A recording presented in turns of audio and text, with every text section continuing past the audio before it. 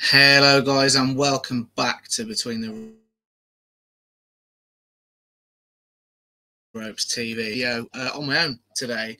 But it's just with all the talk around Canelo and his next fight, obviously in the Cinco de Mayo weekend, it looks like it's going to be John Ryder. It's sort of been talked about for a little while. Obviously, Ryder clinched the WBO mandatory status with that win over Zach Parker, or bizarre win, I probably should say.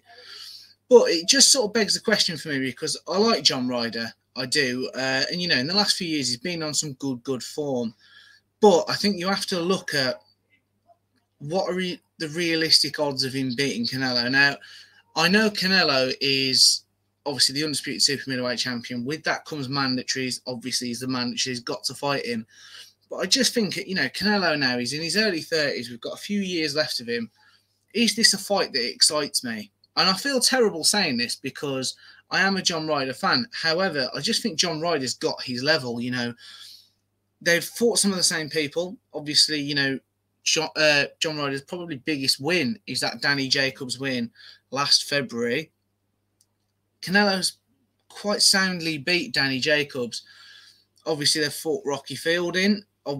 Sorry, they both have. And obviously, Rocky Fielding beat John Ryder on a split decision. It was a great fight. Canelo knocked him out in the third round or stopped him. Then Billy Joe Saunders. You go much earlier in John Ryder's career. However, you know, the point's still there. Canelo beat him.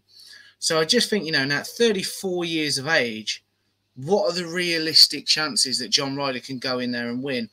Now, there's a lot of talk that this is Mexico. So, you know, I realise in Vegas, similarly to Floyd Mayweather, you're quite fortunate to ever get a decision. But you're definitely not getting that decision in Mexico, are you? Because this would be huge. Canelo's big homecoming. And I'm not for one second saying, before people think it, that John Ryder could actually outbox Canelo. But I just think, you know, you really are making it and hammering that point home that you have got to knock him out to get that win. And I just can't see it because we've seen Canelo's chin tested by bigger punchers than John Ryder. Let's not forget, guys, coming into this, obviously, John Ryder's got 18 stoppages in 32 wins. So he's not the biggest of punchers. And, you know, when you look at his big wins, you know, they do tend to be on points. So it's just a bizarre one for me. I mean, I suppose you could say another thing in fairness for John Ryder, which I did leave out earlier. Callum Smith. He did beat Callum Smith, but we are going back to 2019 for that, which is over 3 years ago. I know he lost officially, but, you know, I'm not alone in thinking John Ryder won that fight. It was a hometown decision. And again, Canelo soundly beat Callum Smith. I am a believer that that fight's different at 175. However, we are where we are with this. Canelo for the money. Now, fighters are there to get paid, and I've said it many times on this channel. A fighter deserves to get every last pound, dollar, whatever currency you're talking. They deserve it because they entertain us by effectively risking their lives. So I'm a massive advocate of a fighter getting paid. However, it's at 34. He's got a couple of years left, and I just feel like this is one last. Right, I'll go and get, you know, I mean, I've read online 2 million to 4 million. So it's life-changing paydays. I get that. And he possibly couldn't earn that. But I do feel like accepting this fight is just John Ryder cashing in because, yeah, it's a chance at glory. But I think, you know, I know fighters back themselves, but for me, he's got very little chance of actually getting that win.